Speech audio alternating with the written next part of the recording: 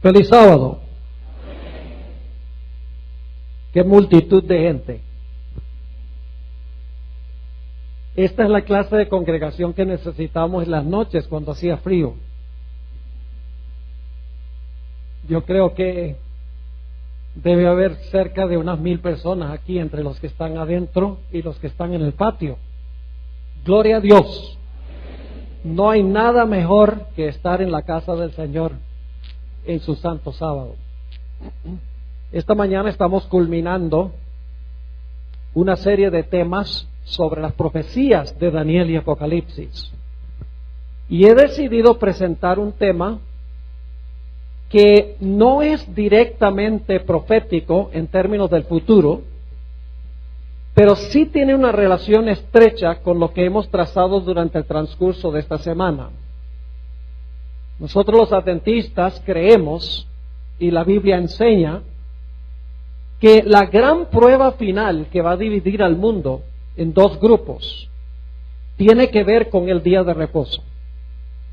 Por eso nosotros los adventistas nos encontramos en el templo de Dios en el día que Dios especificó, en el séptimo día, sábado. Mientras que la mayoría del mundo adora en otro día que la Biblia no presenta como el día de reposo. El pueblo de Dios se reúne en obediencia al Señor, guardando el santo día que Dios especificó claramente en su santa palabra. Antes de entrar a nuestro estudio, queremos hacer lo que siempre hacemos antes de abrir las páginas del libro de Dios, y es pedir que el Espíritu que inspiró la palabra pueda venir a explicárnosla y hacerla clara para nosotros. Así que inclinemos nuestros rostros y vamos a orar. Padre Celestial, muchas gracias por habernos permitido venir a este lugar en esta mañana, en este día radiante, para tributarte la honra y la gloria que tú te mereces. Y también para escuchar tu voz hablándonos a través de tu santa palabra. Pedimos, Padre, que esa palabra no regrese a ti vacía en esta mañana. Que nos des mentes claras para comprender lo que tienes para nosotros. Y que nos des corazones dispuestos, tiernos, para recibir la semilla de la verdad. Particularmente te ruego por las visitas que se encuentran en nuestro medio. Dales entendimiento especial a ellas, para que también puedan comprender y recibir tu mensaje. Te damos gracias por escuchar nuestra plegaria, porque te lo pedimos en el nombre de Jesús. Amén. En Éxodo capítulo 20 y el versículo 8 al 11, encontramos nosotros el cuarto mandamiento de la santa ley de Dios. El cuarto de los 10 mandamientos. Yo creo que para la mayoría de nosotros aquí en esta mañana no necesitamos ni siquiera buscar este pasaje en nuestras Biblias porque nos lo conocemos de memoria. Quiero especialmente recalcar el hecho de que el cuarto mandamiento nos dice que debemos guardar el sábado porque Dios hizo el sábado en la creación. Nos dice Éxodo 20 y el versículo 11 que en 6 días hizo Jehová los cielos, la tierra, el mar y todo lo que en ello hay. Y reposó el séptimo día y por lo tanto Dios bendijo el día de reposo y lo santificó, es decir, lo puso aparte como un día santo. Muchos cristianos dicen que el sábado en realidad fue hecho por Dios para los judíos. El problema con ese argumento es que el sábado existió mucho tiempo antes que existiera un judío. Obviamente ustedes saben que Adán y Eva no eran judíos. La palabra judío viene de Judá, uno de los hijos de Jacob. El sábado fue creado antes del pecado. Es parte del plan original de Dios. Fue creado cuando no había ningún judío. Es más, la Biblia nos dice en el libro de San Marcos, el capítulo 2 y el versículo 27, que el sábado fue hecho para el hombre, no para los judíos, sino que el sábado fue hecho originalmente para el hombre. Ahora, en esta mañana no vamos a estudiar el sábado desde la perspectiva de la creación. Lo que les presenté es nada más una introducción para mostrar el origen del sábado, la motivación original para guardar el sábado. Pero en esta mañana vamos a estudiar el sábado desde otra perspectiva distinta, tal vez una perspectiva original, diferente que lo que estamos acostumbrados.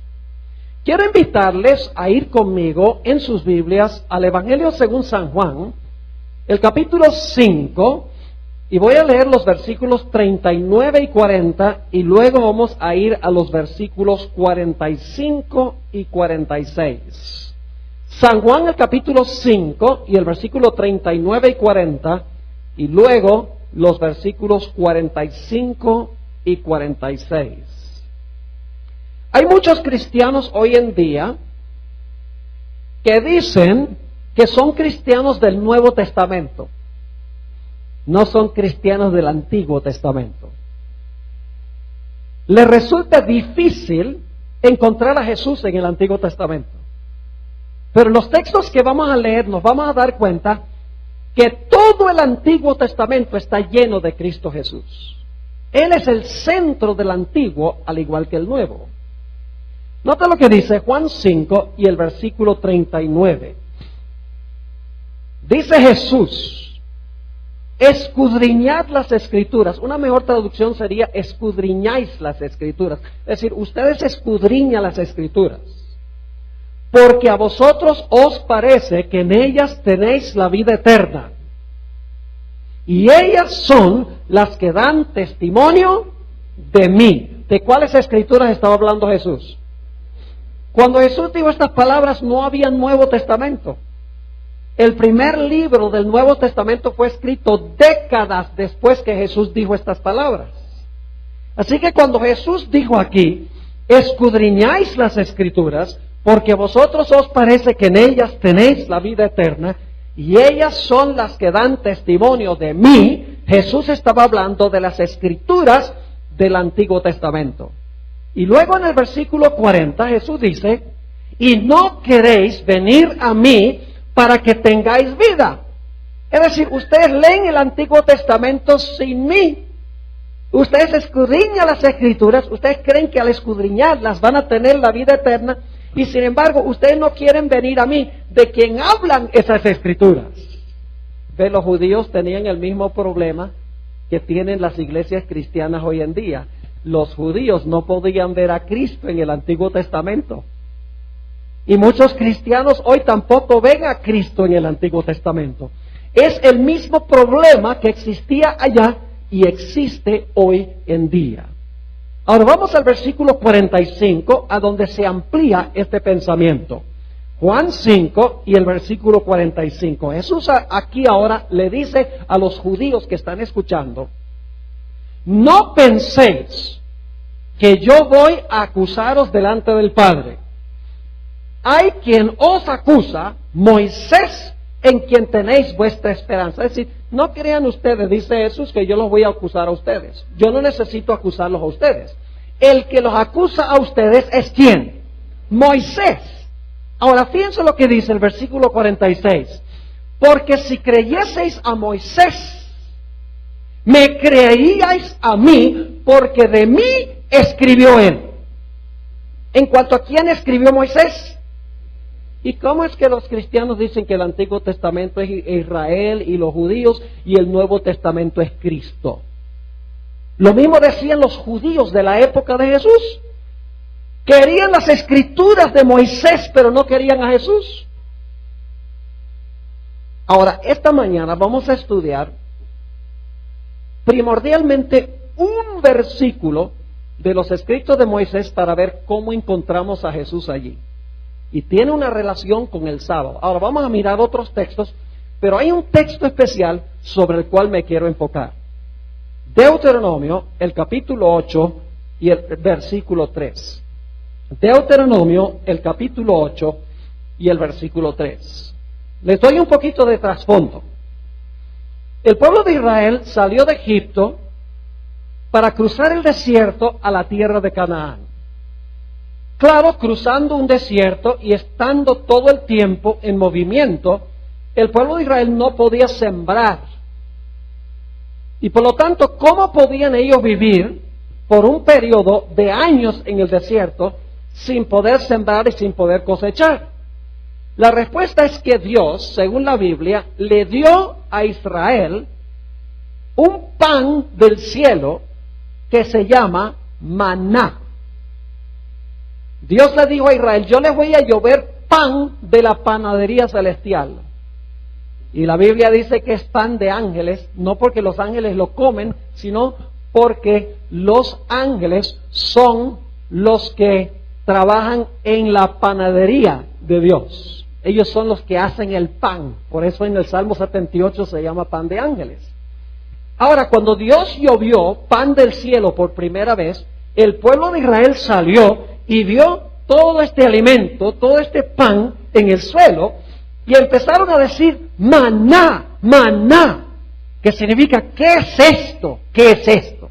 De ahí viene la palabra maná. ¿Qué es esto? Porque el pueblo de Israel nunca había visto maná. Ahora la pregunta clave es, ¿por qué dio Dios el maná? ¿Cuál fue el propósito central por el cual Dios dio el maná a Israel? Generalmente cuando hago esta pregunta, la gente dice, bueno, Israel estaba cruzando el desierto, necesitaban comida, no podían sembrar y cosechar, así que Dios les dio el maná para satisfacer su necesidad de alimento físico. Pero yo quiero que leamos Deuteronomio 8:3 y van a darse cuenta que la razón principal por la cual Dios dio el maná no fue para que fuera alimento fisiológico. Dice allí, en Deuteronomio 8:3, Moisés está escribiendo después en cuanto a lo que sucedió en el pasado, dice, hablándole a Israel, y te afligió, y te hizo tener hambre, y te sustentó con maná, comida que no conocías tú, ni tus padres la habían conocido. Y ahora viene la razón por la cual Dios dio el maná. Dice, para hacerte saber que no solo de pan vivirá el hombre, mas de todo lo que sale de la boca de Jehová vivirá el hombre. ¿Por qué dio Dios el maná? Para satisfacer sus necesidades físicas, primordialmente, eso también, pero no es la razón central. Dice que Dios dio el maná para que Israel supiera que no debía vivir solo por pan, sino que debe vivir por toda palabra que sale de la boca de Dios. Ahora yo quiero preguntar, ¿qué representa entonces el maná? El maná representa la palabra de Dios. Se hace un paralelo entre el maná y la palabra de Dios. Ahora, quiero leerles otro pasaje a donde nos dice que el maná no era solo alimento físico. Vamos a 1 de Corintios, el capítulo 10 y los versículos 1 al 4. 1 de Corintios, el capítulo 10, y vamos a leer los versículos 1 al 4, a donde el apóstol San Pablo relata algunas de las experiencias del Israel antiguo, desde que salieron de Egipto hasta que llegaron al desierto. 1 de Corintios, el capítulo 10 y el versículo 1 al 4. Fíjense que el maná era alimento físico, pero era más que alimento físico, porque representaba la palabra de Dios. Dice allí en 1 Corintios 10:1, porque no quiero, hermanos, que ignoréis que nuestros padres todos estuvieron bajo la nube, y todos pasaron el mar, y todos en Moisés fueron bautizados en la nube y en el mar, y todos comieron el mismo alimento. ¿Qué clase de alimento era el maná? ¿Físico? Sí, físico también. Pero era más que físico, era un alimento ¿qué? Espiritual. Y sigue diciendo, y todos bebieron la misma bebida espiritual, porque bebían de la roca espiritual que los seguía, y la roca era Cristo. ¿Era solamente alimento físico el maná? No, porque aquí el apóstol Pablo dice que era alimento ¿qué? Alimento espiritual. El maná representaba ¿qué cosa? La palabra de Dios. Pero ahora queremos hacernos la pregunta: ¿qué es la palabra de Dios? O mejor dicho, ¿quién es la palabra de Dios? La palabra de Dios es ¿quién? Jesús. Permítame leerles una cita muy interesante de Elena White en el Comentario Bíblico Adventista, tomo 5, página 1105. Una cita hermosa. Dice ella: lo que es el habla al pensamiento. Se piensa, luego habla, ¿verdad? Lo que es el habla al pensamiento es Cristo con el Padre invisible. Él es la manifestación del Padre y es llamado la palabra de Dios.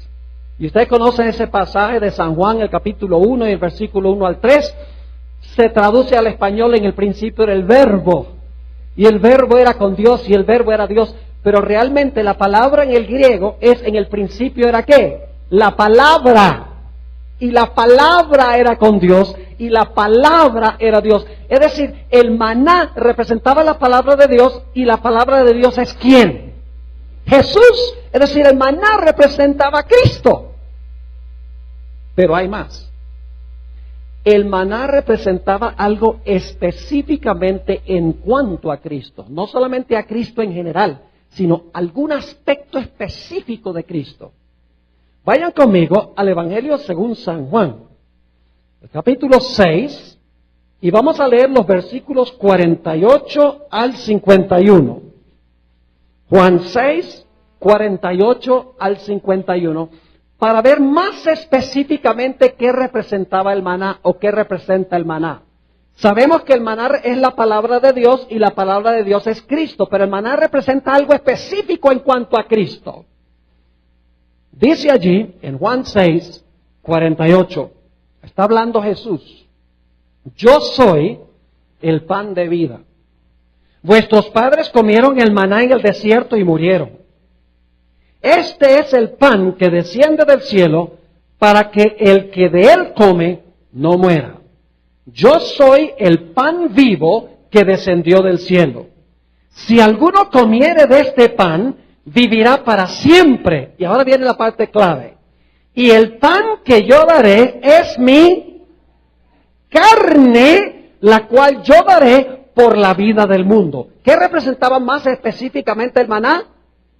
Representaba la carne de Cristo. Lo dice clarito.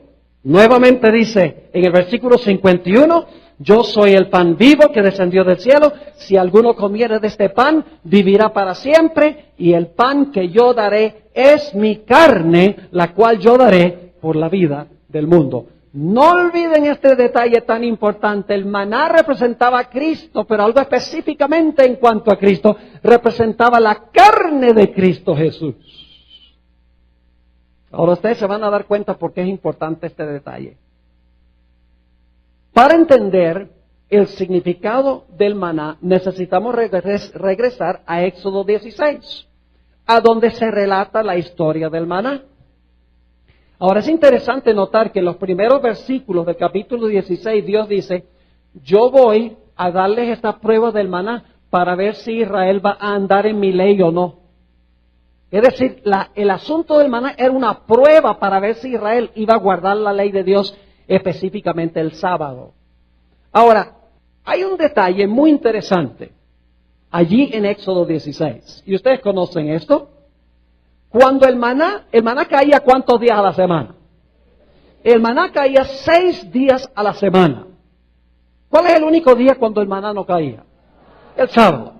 Ahora, ¿qué sucedía cuando el maná se recogía del lunes para el martes? 2 cosas pasaban. Vamos a leerlo. Éxodo 16 y el versículo 19 y 20. Cuando el maná se recogía cualquier día para otro día que no fuera viernes para sábado, 2 cosas sucedían con el maná. Note lo que dice Éxodo 16 y el versículo 19 y 20.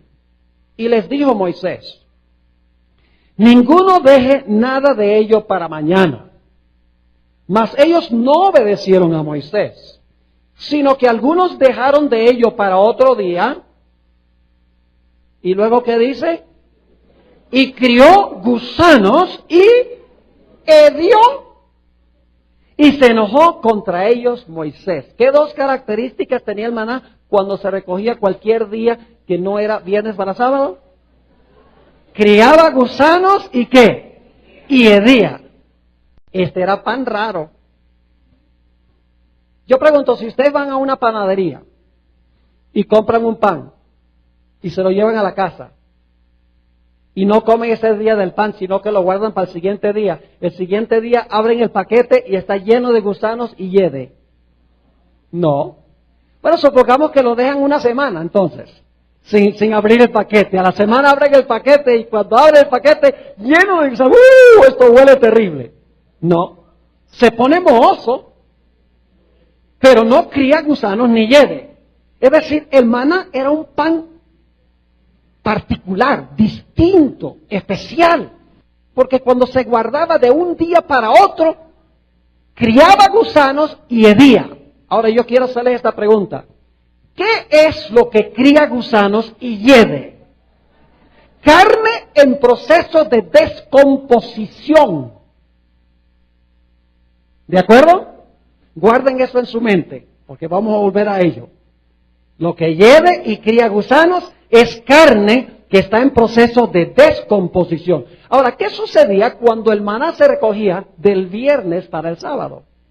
Noten Éxodo 16 y el versículo 23 y 24, ya ustedes saben. Pero esta mañana vamos a descubrir que hay algo más en el maná que lo que hemos visto.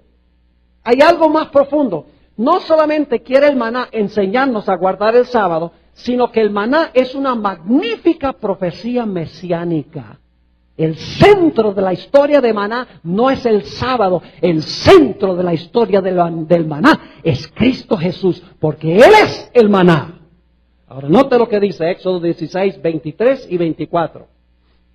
Y Él les dijo, está hablando Moisés a Israel, esto es lo que ha dicho Jehová, mañana es el santo día de reposo, el reposo consagrado a los judíos. Ah, muy bien, tienen sus Biblias. Ok, muy bien. Mañana es el santo día de reposo, el reposo consagrado a Jehová. Lo que habéis de cocer, cocedlo hoy, y lo que habéis de cocinar, cocinadlo, y todo lo que os sobrade, guardadlo para mañana. Y ellos lo guardaron hasta la mañana, según lo que Moisés había mandado, y no se agusanó ni hedió. Un milagro. No se agusanó ni hedió. Es decir, cuando recogían el maná el viernes, el sexto día, y lo guardaban para el sábado, el séptimo día, el maná estaba tan fresco el sábado como había estado el viernes. ¿Y el maná representa qué? La carne de Jesús. Ahora ustedes dicen, ¿por qué es importante esto? Para entenderlo plenamente necesitamos ir hacia adelante a los evangelios, a los 4 evangelios. Vayan conmigo a Mateo 27 y el versículo 46. Vamos a hacer un paréntesis ahora en lo que estamos estudiando del maná para estudiar la cronología de la pasión de Jesús, porque no vamos a entender la lección que Dios quiere enseñar con el maná al menos que entendamos la cronología de la pasión de Jesús. Vamos a mirar las 3 últimas declaraciones de Cristo en la cruz. Fueron 7, se conoce como las 7 palabras. Pero vamos a estudiar solamente las últimas 3 declaraciones de Cristo en la cruz. Mateo 27 y el versículo 46. Jesús está en la cruz del Calvario y nos dice allí, cerca de la hora 9. ¿Era la hora 9? No, todavía no había llegado. Cerca. Dice, era la hora 9. ¿Saben qué horas es la hora 9? Las 3 de la tarde. Porque los judíos calculaban el tiempo diferente que nosotros. Nosotros decimos las 6 de la mañana, las 9, las 12, las 3 y las 6. Los judíos decían la hora primera, la hora tercera, la hora sexta, la hora novena y la hora número 12. Por eso Jesús dijo, no hay 12 horas en un día. ¿Recuerdan que Jesús dijo eso? Es decir, la hora novena era a las 3 de la tarde. Jesús hizo esta declaración no a las 3, sino cerca de las 3, casi llegando a las 3. Así que dice, cerca de la hora novena, Jesús clamó a gran voz diciendo, Elí, Elí, lama sabactani. Esto es, Dios mío, ¿por qué me has desamparado? Todavía no era la hora novena, todavía no eran las 3 de la tarde, era cerca de las 3 de la tarde. Estudiamos ahora la penúltima declaración de Cristo en la cruz. Juan 19 y el versículo 30. Juan 19 y el versículo 30. La penúltima declaración de Jesús, de las 7 declaraciones de Cristo en la cruz. Dice allí, en un texto muy bien conocido, Juan 19 y el versículo 30, cuando Jesús hubo tomado el vinagre, dijo, ¿qué cosa? Consumado es. Y habiendo inclinado la cabeza, entregó el Espíritu. Pero ahora escuchen bien. Jesús hizo otra declaración antes de entregar el Espíritu. Lo que pasa es que no está en Juan, sino que está en Lucas. Por eso tenemos 4 evangelios, porque al estudiar los 4 evangelios sabemos la historia completa. Vamos a Lucas, el capítulo 23 y el versículo 46 para ver cuál es la última declaración de Cristo en la cruz antes de morir. Lucas 23 y el versículo 46. Dice en Lucas 23 y el versículo 46, entonces Jesús, clamando a gran voz, dijo, Padre, en tus manos encomiendo mi espíritu. Y habiendo dicho esto, expiró. 3 declaraciones finales en la cruz. La primera declaración, ¿cuál fue? Dios mío, ¿por qué me has desamparado? La segunda declaración fue ¿cuál? Consumado es. Y la tercera declaración, Padre, en tus manos encomiendo mi espíritu. Yo le pregunto, ¿qué horas creen ustedes que eran cuando Jesús dijo, Padre, en tus manos encomiendo mi espíritu? La hora novena. Exactamente las 3 de la tarde. Y algunos están diciendo, Pastor, ¿cómo sabe usted eso? Porque Jesús murió como el Cordero Pascual. Y a esa hora se sacrificaba el Cordero Pascual. ¿Y dónde dice la Biblia tal cosa? Vamos a Éxodo 12 y el versículo 6. Éxodo, el capítulo 12 y el versículo 6, donde hay una expresión muy interesante. Jesús es nuestra Pascua, según el apóstol San Pablo. Dice en 1 Corintios 5, 7 y 8, Jesús, nuestra Pascua, ha sido sacrificada por nosotros. Así que si sabemos cuándo era sacrificada la Pascua, sabemos exactamente cuándo Jesús tenía que morir. Ahora fíjense Éxodo, el capítulo 12 y el versículo 6. Hablando del Cordero Pascual, dice, y lo guardarás hasta el día 14 de este mes, del mes de Nisan, el primer mes del año religioso judío. Lo guardarás hasta el día 14 de este mes. Y ahora escuchen bien. Y lo inmolará. ¿Qué significa inmolará? Significa sacrificar, ¿verdad? Como holocausto. Dice, y lo inmolará toda la congregación del pueblo de Israel. ¿Cuándo? Algunas versiones dicen al atardecer. Otras versiones dicen, ¿qué cosa? Entre las 2 tardes. Y así dice el hebreo en que fue escrito ese texto. No dice al atardecer, dice entre las 2 tardes. Así dice en el idioma original. Ahora ustedes están pensando, pero Pastor Borg, ¿cómo que este asunto de entre las 2 tardes? Nosotros sabemos que había una tarde, la Biblia dice de tarde a tarde, guardaréis vuestros sábados, y esa tarde es cuando se oculta el sol. Pero aquí dice que había 2 tardes, entre las 2 tardes. ¿Qué es eso? Es muy sencillo, no es complicado. ¿Cómo llamamos nosotros las horas entre las 6 de la mañana y las 12 del día? Las horas de la mañana. Y a partir de mediodía en adelante decimos son las horas de ¿qué? Las horas de la tarde. La primera tarde es cuando el sol alcanza su meridiano y empieza su descenso. Esa es la primera tarde. La segunda tarde es cuando ¿qué? Cuando se oculta el sol. Entonces yo pregunto, ¿cuándo sería entre las dos tardes? Entre las dos tardes sería entre las 12 y las 6. ¿Qué sería qué horas? A las 3 de la tarde. Es decir, el Señor Jesucristo murió exactamente a la hora novena.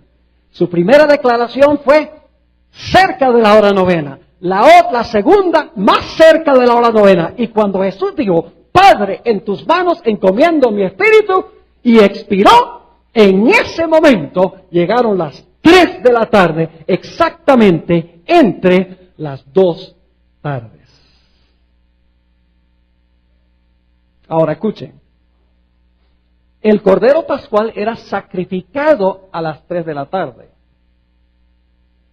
Pero luego era necesario preparar el Cordero Pascual para que cuando se ocultara el sol, el pueblo de Israel participara del Cordero Pascual y el pueblo de Israel comiera pan sin levadura cuando se ocultara el sol. Es decir, que se necesitaba preparar el Cordero. Había un proceso de preparación.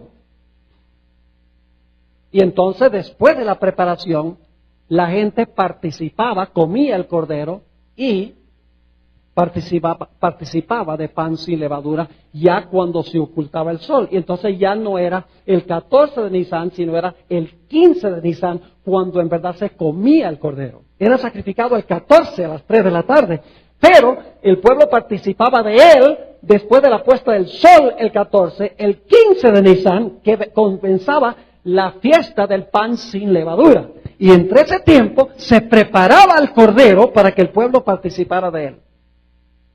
Ahora yo quiero preguntarles, después de la muerte de Cristo, ¿fue necesario un proceso de preparación antes de que Jesús fuera sepultado?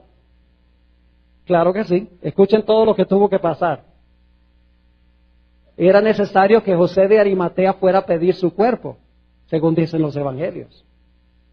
Era necesario bajar el cuerpo de Jesús de la cruz. Era necesario lavar o limpiar el cuerpo de Jesús. Luego fue necesario envolver el cuerpo de Jesús en lienzos y transportarlo al lugar de la sepultura, colocarlo dentro de la bóveda y luego rodar la gigantesca piedra delante del sepulcro. ¿Ustedes creen que eso tomó 5 minutos? ¡No! Tomó desde las 3 de la tarde la mayor porción de esa tarde, pero escuchen bien, cuando el sol se ocultó, ¿dónde estaba Jesús? Estaba descansando en el sepulcro. Porque los judíos dijeron, tenemos que bajar el cuerpo y tenemos que sepultar el cuerpo antes que comience ¿qué? El sábado. Es decir, así como el Cordero Pascual se preparaba después de la muerte del Cordero y pasaba cierto tiempo, cocinaban el Cordero y preparaban la comida y luego se ocultaba el sol y venía la fiesta del pan sin levaduras y participaban del Cordero. De la misma manera, entre las 3 de la tarde y la puesta del sol, se preparó el cuerpo del verdadero Cordero de Dios que quita el pecado del mundo. Y luego fue depositado en el sepulcro inmediatamente antes de comenzar el sábado, lo cual significa que tiene que haber reposado en el sepulcro las 24 horas del sábado. Ahora estudiemos la secuencia de días de la pasión de Cristo. ¿Saben que me sorprende? Algunos cristianos dicen, pastor, ¿cómo sabe usted que el sábado de hoy es el mismo sábado de los días de Jesús? ¿Cómo sabe que el sábado no se ha perdido? Y lo que yo les digo es, ¿cómo sabes tú que el domingo de hoy es el mismo domingo de los días de Jesús? Porque van a la iglesia el domingo, dicen, porque Cristo resucitó este día el domingo. Pues si el domingo es el mismo día, el sábado es también. No se perdió. Lo que pasa es que la gente busca excusas para tener que guardar el sábado. Y yo no me explico por qué razón. Porque el sábado fue un regalo de Dios a la raza humana. Es uno de los regalos más preciosos que Dios puede haberle dado al hombre. No algo, sino tiempo. Dios dice, te voy a dar 24 horas de tiempo que voy a pasar contigo. ¡Qué glorioso regalo! Y sin embargo, muchos cristianos dicen, no, no me gusta eso, el sábado es un yugo de servidumbre. Y prefieren llevar adelante sus propias obras y sus propios trabajos, ir de compras, escuchar el radio, ver partidos de fútbol y llevar la vida adelante como de común y desacrar el santo día sábado de Dios. Ahora vamos a mirar la secuencia de días. Lucas 23 y el versículo 54. Lucas 23 y el versículo 54. La secuencia bíblica es clara. ¿Qué día murió Jesús? Viernes. ¿Cómo le dicen los cristianos a ese día? Viernes Santo, muy bien. ¿Y qué día reposó Jesús en el sepulcro? El sábado. ¿Qué día resucitó? El domingo, el primer día de la semana. Ahora, fíjense, la Biblia corrobora eso. Lucas 23, 54. Era el día de la preparación. Y estaba para comenzar el día de reposo. ¿Qué día murió Jesús? El viernes, porque dice estaba por comenzar el sábado. No había comenzado, es decir, el viernes murió Jesús. Y ahora escuchen el versículo 55. Y las mujeres que habían venido con él desde Galilea, siguieron también y vieron el sepulcro y cómo fue puesto su ¿qué? ¿Cómo fue puesto su cuerpo? ¿Lo pusieron ahí antes de comenzar el sábado? Sí, Señor, porque sigue diciendo en el versículo 56, y vueltas prepararon especies aromáticas y ungüentos, y luego ¿qué hicieron? Y descansaron el día de reposo, o descansaron el sábado, conforme al mandamiento. ¿Cuál mandamiento? 6 días trabajarás y harás toda tu obra, mas el séptimo día es sábado de Jehová tu Dios. ¿Esas mujeres pensaban que el día de reposo se iba a cambiar? No, porque dice que reposaron el sábado conforme al mandamiento. Y mientras Jesús reposaba dentro del sepulcro, ellas estaban reposando ¿dónde? Afuera. Ahora quiero preguntarles, ¿cómo creen ustedes que fue el reposo de esas mujeres ese sábado? Estaban felices y contentas y alegres, ¿verdad? Fue un día amargo para ellos. ¿Por qué razón? Porque su maestro estaba muerto. ¿Cómo podían concentrarse en algo que no fuera el hecho de que su maestro estaba en el sepulcro y estaba muerto? A quien más amaban de cualquier persona en el planeta Tierra, ahora estaba muerto y estaba en el sepulcro. Ese día tiene que haber sido un día de tortura. ¿Y saben lo que dicen muchos cristianos? Dicen, ustedes los adventistas guardan el sábado que fue un día triste.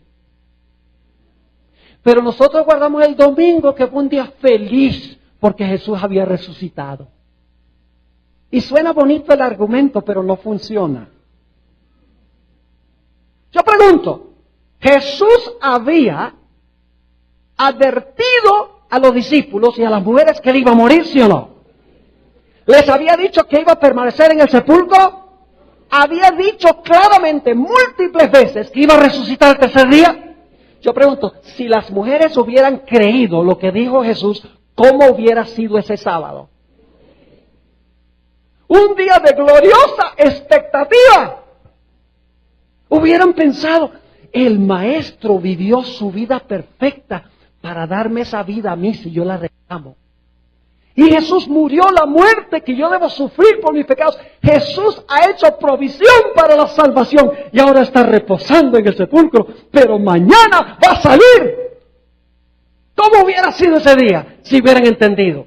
Hubiera sido un día lleno de felicidad y de gozo y de gloriosa expectativa. No era el propósito de Dios que fuese un día triste. Además de eso, ¿saben algo interesante? El domingo no fue ningún día feliz. Porque el domingo en la noche, Dice la Biblia que los discípulos ni siquiera creían que Jesús había resucitado. Entonces, si no creían que había resucitado, ¿cómo podían estar felices? Lo que pasa es que la gente no lee la Biblia con cuidado. Un pastor se para y dice, el sábado fue triste, el domingo fue feliz, y, yo me quedo con el domingo, dice la gente. Pero no va a la Biblia para ver que Jesús había advertido que él iba a morir, iba a reposar, iba a resucitar. Debería haber sido un sábado de gloriosa expectativa, un día de gozo y de felicidad. Y además de eso, el domingo no fue ningún día feliz, porque los discípulos todo el día domingo no creían que Jesús había resucitado. Inclusive los 2 discípulos que iban en camino a Emaús, el domingo en la tarde, Jesús empieza a caminar con ellos y ellos dicen, nosotros pensábamos que Él era el que iba a redimir a Israel. Entonces el domingo no fue ningún día feliz. Estaban igualmente tristes. Hasta el domingo en la noche, que según la Biblia, domingo en la noche es ¿qué? El lunes en la noche, según el cálculo bíblico. Allí fue que ellos se dieron cuenta de que Jesús había resucitado y se llenaron de gozo y de felicidad. Permítame leerles una cita aquí, en un artículo que escribió Elena White, titulado El varón de dolores. Le pregunto, ¿cuántos días trabajó Jesús en la creación? ¿Qué día terminó Jesús su obra de creación? ¿Qué hizo Jesús el 7º día después de su obra de creación? Descansó. Jesús trabajó para salvarnos. ¿Qué día terminó Jesús? ¿Qué día dijo Jesús? Se terminó, consumado es. ¿Qué día terminó su obra de redención? El viernes. ¿Y qué día reposó Jesús de sus obras de redención? El sábado. Jesús hizo en la redención lo que había hecho en la creación.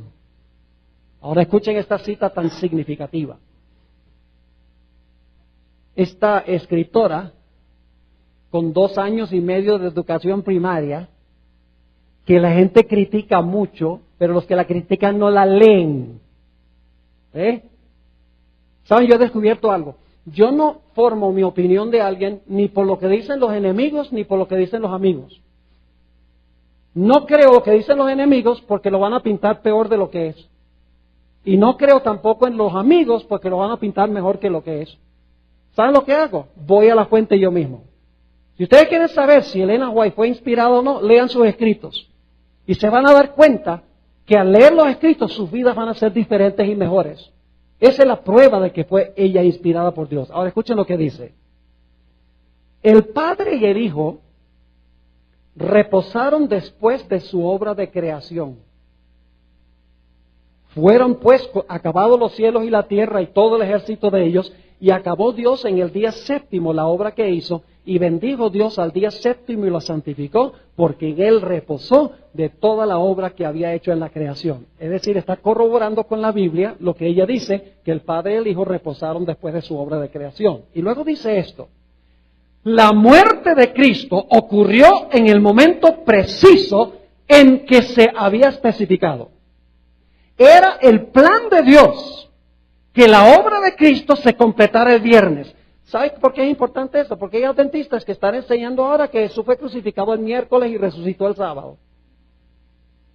Inclusive hay una que dice que el Señor Jesucristo, que los 3 días y las 3 noches comienzan el martes en la noche, cuando Judas Iscariote hizo el convenio de entregar a Jesús, y que Jesús resucitó el viernes, apenas se puso el sol, fue que resucitó Jesús. Y son gente en la iglesia adventista que están enseñando esto.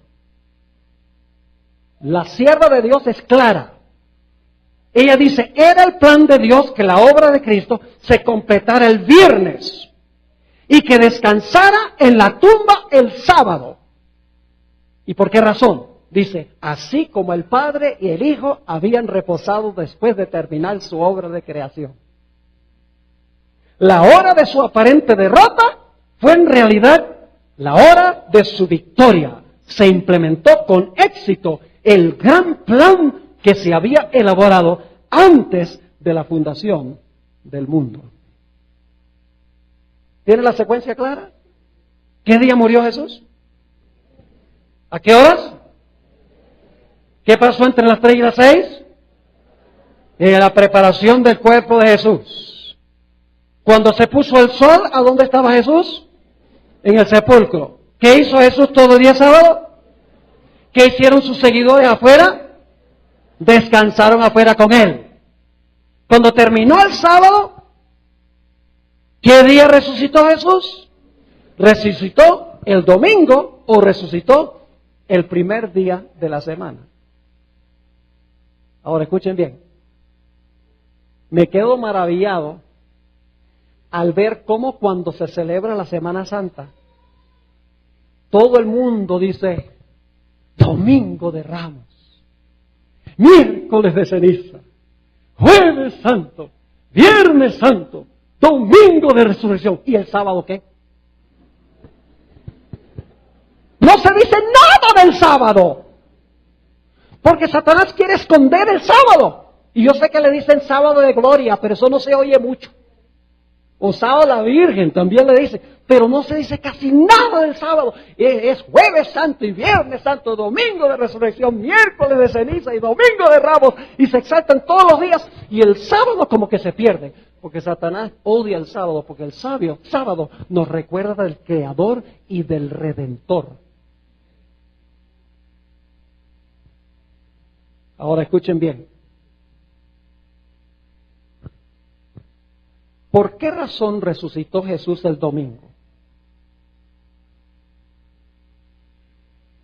Si han estado prestando cuidadosa atención de lo que hemos estado estudiando, yo creo que ustedes ya lo saben. ¿Qué tenía que suceder todo el día sábado con Jesús? ¿Tenía que qué? Tenía que reposar en el sepulcro. Entonces, ¿qué día iba a resucitar? Pues si iba a reposar todo el día sábado en el sepulcro, como reposó todo el sábado en la creación, pues ¿qué día iba a resucitar entonces? El siguiente día. Es decir, el día importante no es el domingo, el día importante es ¿qué? El sábado. No es el domingo lo que es importante, es el día antes del domingo. Porque Jesús, según las profecías, tenía que descansar en el sepulcro todo el día sábado. Y entonces, lógicamente, tendría que resucitar el siguiente día, que es el domingo. Pero no es porque el domingo era santo, es porque el sábado era santo. Ahora, vamos a ampliar un poquito este punto. Volvamos a Juan 6:51. Porque hay que volver ahora al maná. Ahí vamos a ver por qué razón es que Jesús resucitó el domingo, claramente. Juan 6 y el versículo 51, ya lo leímos, vamos a leerlo de nuevo. Está hablando Jesús y dice, yo soy el pan vivo que descendió del cielo. Si alguno comiere de este pan, vivirá para siempre, y el pan que yo daré es mi ¿qué? Es mi carne, la cual yo daré por la vida del mundo. ¿Qué representa el maná? La carne de Cristo. ¿Qué pasaba el sábado con el maná?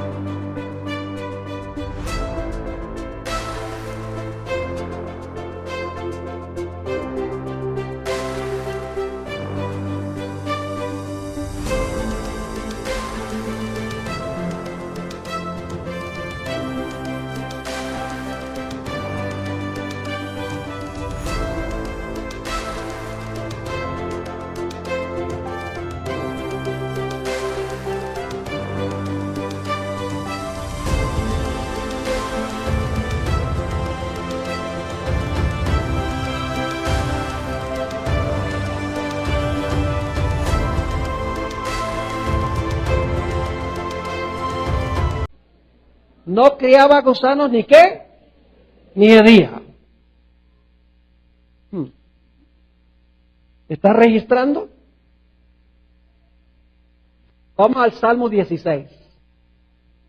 Salmo 16 y el versículo 8. Y mientras ustedes están buscando, yo quiero preguntarles algo.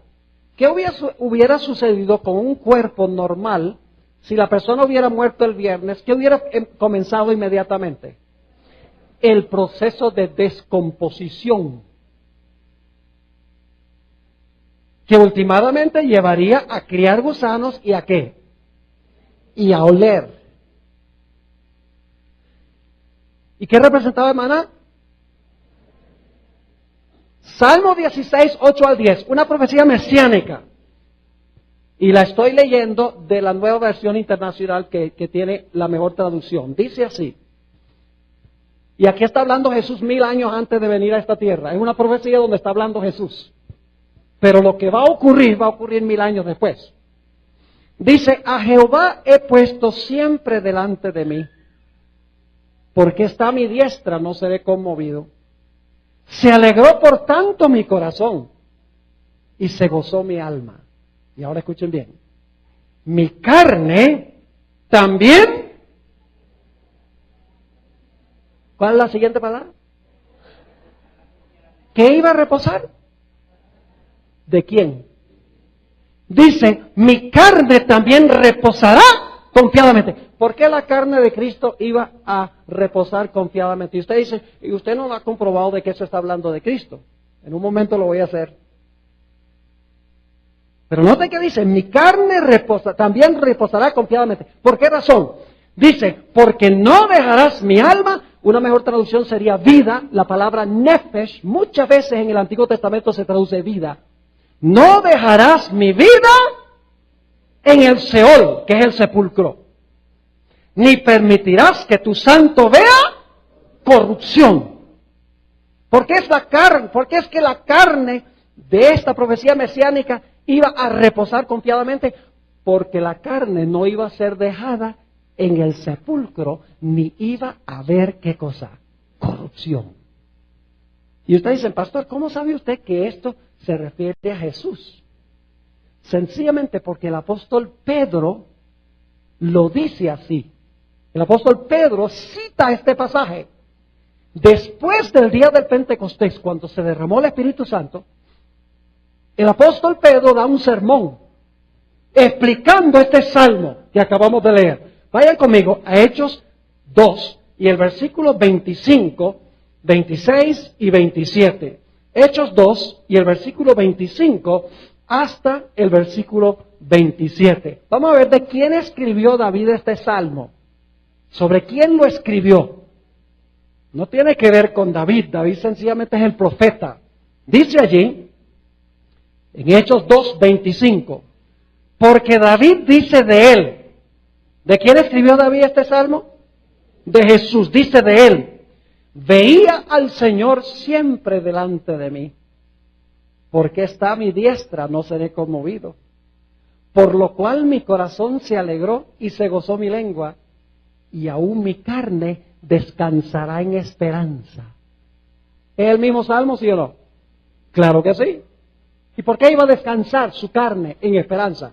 Porque no dejarás mi alma, una mejor traducción es vida, no dejarás mi vida en el Hades, que es el sepulcro, ni permitirás que tu santo vea corrupción. Ahora la pregunta es, ¿a quién se le aplica este salmo? Vamos a los versículos 30 al 32 de Hechos del capítulo 2. Hechos 2 y el versículo 30 al 32 dice, pero siendo profeta David, y sabiendo que con juramento Dios le había jurado que de su descendencia, en cuanto a la carne, levantaría al Cristo para que se sentase en su trono, viéndolo antes, habló de la resurrección de Cristo, que su vida no sería dejada en el sepulcro, ni su carne vio corrupción. A este Jesús resucitó Dios, de lo cual todos nosotros somos testigos. ¿Qué pasó con el cuerpo de Jesús mientras estaba en el sepulcro? No comenzó el proceso de ¿qué? De descomponerse, porque Él era el maná. El maná que se recogía el viernes para el sábado estaba igualito de fresco que el viernes. Yo pregunto, ¿el cuerpo de Cristo el sábado estaba igualito de fresco como había estado el viernes mientras estaba vivo? Sí. Es decir, que esta era una magnífica profecía mesiánica que indicaba que Jesús iba a reposar en el sepulcro, su cuerpo, porque Él era el maná, y el maná no se corrompía, no hería ni criaba gusanos. El cuerpo de Jesús en el sepulcro, el sábado no iba a haber corrupción, porque Él era el pan vivo que descendió del cielo. Es decir, que no solamente guardamos el sábado, porque no caía el maná el sábado, sino guardábamos el sábado, porque el sábado representaba el cuerpo de Jesús y Él reposó, y el pueblo debe reposar con Él. Ahora tenemos entonces dos razones para guardar el sábado. La primera razón es porque Dios lo estableció ¿cuándo? En la creación. ¿Cuál es la segunda razón? ¿Lo estableció cuándo? En la redención. Terminó su trabajo de redención el viernes y reposó el sábado, demostrando que estaba reposando de sus obras de redención. ¿Qué día debemos nosotros reposar para conmemorar la obra de redención de Jesús? El sábado. Jesús lo instituyó así, reposando en el sepulcro el sábado. Pero ahora escuchen bien, el sábado también tiene una dimensión profética. Tiene una tercera dimensión. Sí, pastor.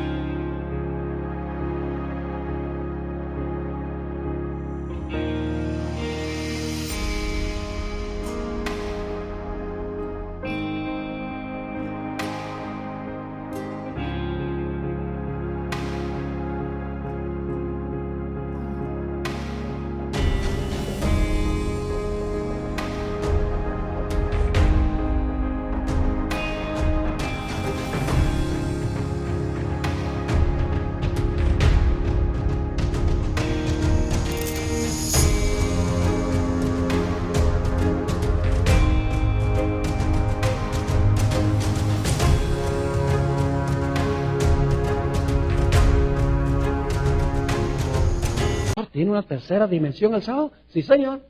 Vayan conmigo a Isaías 66 y el versículo 22 y 23. Isaías 66 y el versículo 22 y 23. Un pasaje que ustedes conocen muy bien. Está hablando del futuro. ¿Hay alguna futura dimensión del sábado? Claro que sí. Dice allí en Isaías 66, 22. Porque como los cielos nuevos y la nueva tierra que yo hago, ¿qué va a hacer Dios? Cielos nuevos y tierra nueva que yo hago, permanecerán delante de mí, dice Jehová. Así permanecerá vuestra descendencia y vuestro nombre. Y de mes en mes. ¿Por qué de mes en mes? Porque en la Nueva Jerusalén hay un árbol que se llama el árbol de la vida y produce su fruto cada mes. Es decir, vamos a ir mensualmente a comer del árbol. Pero no solo mensualmente. Porque dice, de mes en mes y de domingo en domingo. Ah, muy bien. Están despiertos todavía. ¿Qué dice? De sábado en sábado. Vendrán todos a adorar delante de mí, dijo Jehová.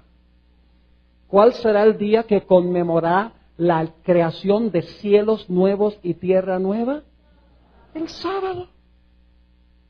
¿Cómo es que los cristianos hoy en día dicen sábado en la creación, sábado cuando Jesús murió, sábado en la tierra nueva, pero mientras tanto el domingo?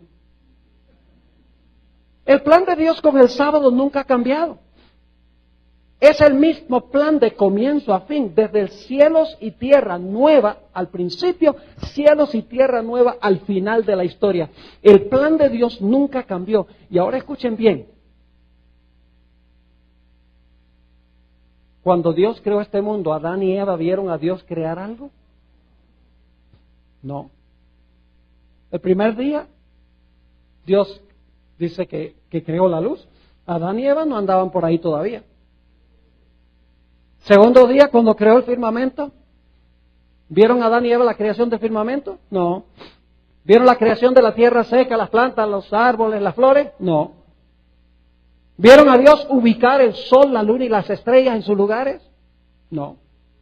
¿Vieron la creación de las aves? No. ¿De los peces? ¿De los animales terrestres? ¿Vio Dios a Adán, a Dios crearlo a él? No, realmente Dios lo creó y ahí estaba. Ahora escuchen esto, qué interesante. Que cuando Dios creó a Eva, durmió Adán, así que Adán ni siquiera vio la creación de Eva. ¿Cómo podían estar seguros Adán y Eva de que Dios era el creador? No por vista, sino por fe. Yo le digo, yo hice todo esto y los hice a ustedes. ¿Cómo podrían estar Adán y Eva seguros de que Dios les estaba diciendo la verdad? Sencillamente tenían que aceptarlo como por fe. Pero ahora escuchen, cuando Dios haga cielos nuevos y tierra nueva va a ser diferente. ¿En cuántos días creen ustedes que Dios va a hacer cielos nuevos y tierra nueva? ¿Sabe? Por un tiempo yo pensaba que cuando Dios haga cielos nuevos y tierra nueva, va a decir, haya cielos nuevos y tierra nueva, todo está ahí. Ya no creo eso. Dios va a crear este mundo en 6 días, como lo hizo al principio. Y usted dice, pastor, ¿cómo sabe usted eso? Es muy sencillo. Usted no puede guardar el séptimo, al menos que tenga los primeros 6.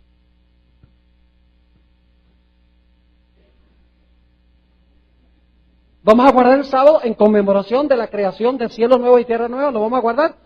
¿Cómo usted puede guardar el séptimo si Dios no usó los primeros 6 para crear? ¿Me están entendiendo? Dios va a hacer este mundo en 6 días, pero va a ser diferente. Porque al principio Adán y Eva no vieron a Dios crear nada, pero cuando Dios haga cielos nuevos y tierras nuevas, nosotros vamos a estar ahí viéndolo. Imagínense, vamos a tener asientos especiales, donde Dios va a decir, sea la luz. Estamos viéndolo. Sea el firmamento. Testigos oculares.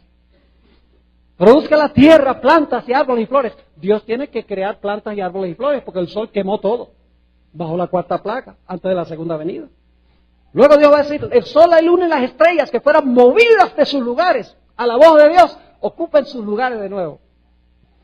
Y Dios va a decir, ahora haya aves en los cielos y peces en los mares. Y ahora burbujean las aguas y se oyen los trinos de las aves, de los pájaros.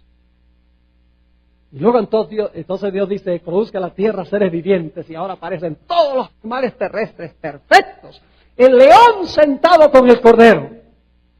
Entonces cuando Dios termina de hacer su obra, Dios dice a su pueblo, vengan ahora y disfrutemos lo que yo hice.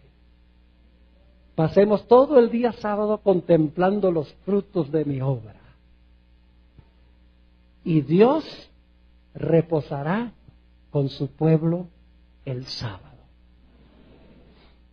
Hermanos y hermanas, qué glorioso es el sábado. Nos conmemora nuestro gran Dios creador, nos conmemora nuestro gran Dios redentor y apunta hacia el tiempo cuando nuestro Dios que nos creó y nos redimió va a ser cielos nuevos y tierra nueva a donde habita la justicia. Y vamos a trabajar 6 días, como dice el mandamiento, y vamos a reposar cada séptimo día. Iremos allá a adorar a Dios, y adoramos a Dios porque Él es nuestro creador. Alguna persona dice, bueno, pastor,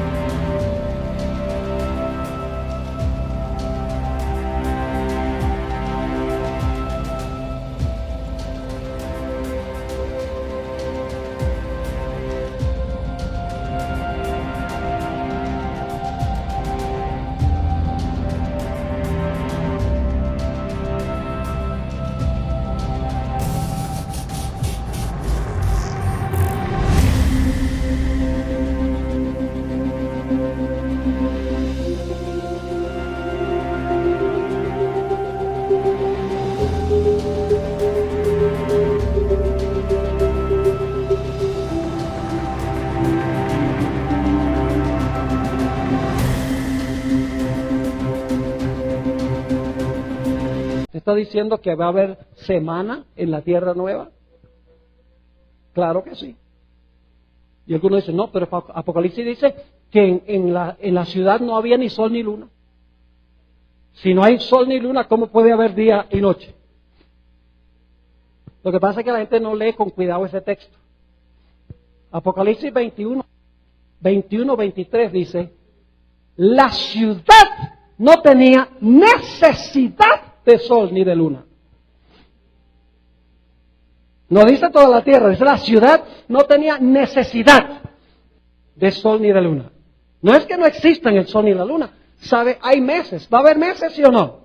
Cada mes el árbol de vida produce su fruto. Si hay meses, hay semanas. Y si hay semanas, hay días. Ahora usted dice, bueno, pastor, ¿pero qué está diciendo usted entonces que en la ciudad no hay necesidad de sol ni de luna? Ilustración. Supongamos que yo tengo una linterna. Y ahorita mismo yo salgo afuera, está el sol radiante, y tengo prendida la linterna y estoy caminando así. ¿Se ve la luz de la linterna? No, inclusive la gente decía, este está loco. ¿Para qué necesita la linterna si el sol está brillando? Escuchen, no hay necesidad de linterna porque el sol es tan deslumbrante que la luz de la linterna ni siquiera se ve. Por eso dice, la ciudad no tiene necesidad de sol ni de luna, porque Dios es la luz de la ciudad. Y su luz deslumbra el sol y la luna. Y en Isaías 24 dice que el sol se avergonzará. Y la luna también, cuando Jehová reine en Sión y en la santa Nueva Jerusalén. Hermanos y hermanas, qué glorioso regalo nos ha dado Dios. Cada séptimo día nos da tiempo para que recordemos nuestro origen, para que recordemos nuestra redención y para que miremos con expectativa aquel gran día cuando nuestro Dios hará cielos nuevos y tierra nueva. ¡Qué regalo tan glorioso! Nos lo dio para que nos acordáramos cada semana, para que no nos olvidemos. Por eso el mandamiento dice, acuérdate del día de sábado para santificarlo. ¿Cuántos quieren agradecerle a Dios por habernos dado este maravilloso regalo, el regalo del sábado? Gloria al Señor. Ahora yo quiero hablar un momento con aquellas personas que están visitándonos, que posiblemente nunca habían oído esto. Porque esto puede ser nuevo para algunas personas aquí.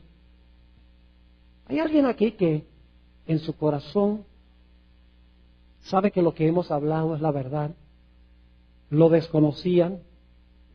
Y quieren decirle al Señor Jesús, yo también quiero disfrutar de las bendiciones de tu santo sábado. Yo también quiero escoger obedecer tu santa ley y pasar todo el día sábado contigo en adoración y en reflexión. Yo quiero también observar el santo sábado. No lo he estado haciendo, no lo entendía, pero hoy quiero tomar mi decisión de disfrutar del sábado con mi querido Jesús. ¿Hay alguien así en esta mañana que quiere levantar la mano? Levanten la mano, yo quiero orar por ustedes. ¿Por qué no se ponen de pie? Porque las manos, yo no veo las manos, hay tanta gente aquí, un mar de gente. Póngase de pie, gloria a Dios. ¿Quién no va a querer? ¿Quién no va a querer? ¿Es una bendición el sábado?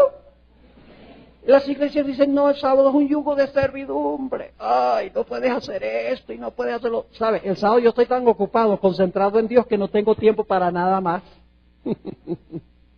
Si tú estás pensando, ay, no puedo comprar, y no puedo ver televisión, y no puedo ir a jugar fútbol, y tú prefieres eso que pasar el tiempo con Jesús, entonces tú tienes un problema con la relación con Jesús. Porque no hay nada mejor que pasar el tiempo con Jesús. ¿Hay alguien más que quiere colocarse de pie y decirle al Señor Jesús, sí, yo también quiero? Quédense de pie porque yo voy a tener una oración para ustedes. ¿Alguien más? Gloria a Dios. Tenemos algunos parados que levantan la mano y dicen, yo estoy parado, pero también tomo mi decisión de guardar el sábado. Gloria a Dios. Allá atrás, en el balcón, tenemos también algunas personas paradas. Gloria a Dios, gloria a Dios. ¿Alguien más? No voy a mandarles a pasar al frente, no vamos a tomar sus nombres, no los vamos a comprometer, porque el compromiso no es conmigo ni con la iglesia adventista, el compromiso es con Dios. El compromiso del sábado es con Dios. La iglesia adventista guarda el sábado, y creo que es la iglesia que enseña la verdad, y creo que algún día los que se han parado van a querer integrarse a la iglesia, pero la decisión hoy es la decisión de guardar el santo sábado del Señor. Gloria a Dios. Voy a tener una palabra de oración ahora. Quiero pedir que los que se pusieron de pie se queden de pie. Si hay alguno más que quiere pararse durante la oración, lo puede hacer también. Oremos. Padre, estamos culminando hoy una semana de estudio profético y hemos estudiado la tremenda importancia de tu santo sábado. Ahora sabemos por qué va a ser la señal que va a dividir a la raza humana en el tiempo del fin. Porque va a decidir quién va a servir al Creador guardando su día y quién va a servir a la bestia y el día que la bestia estableció. Padre, sabemos que no es cuestión de días, es cuestión de cuál autoridad aceptamos nosotros. Y el día sencillamente es la forma externa en que mostramos si aceptamos la autoridad de Dios o la autoridad de la bestia. Padre, te damos gracias por habernos dado tu santo sábado. Perdónanos por haberlo considerado un yugo de servidumbre. Te doy gracias por aquellas personas que han respondido a tu llamado, se han colocado de pie, expresando su deseo de disfrutar del reposo del sábado. Te ruego, Señor, que esta sea una realidad en sus vidas a partir del día de hoy. Y todos los demás que hemos guardado el sábado ya por un tiempo, pedimos, Señor, que cada semana el sábado sea una experiencia fresca, nueva, con nuestro Señor Jesús. Te damos gracias, Padre, por escuchar nuestra oración, porque te lo pedimos en el nombre de Jesús. Amén. Amén. Pueden sentarse.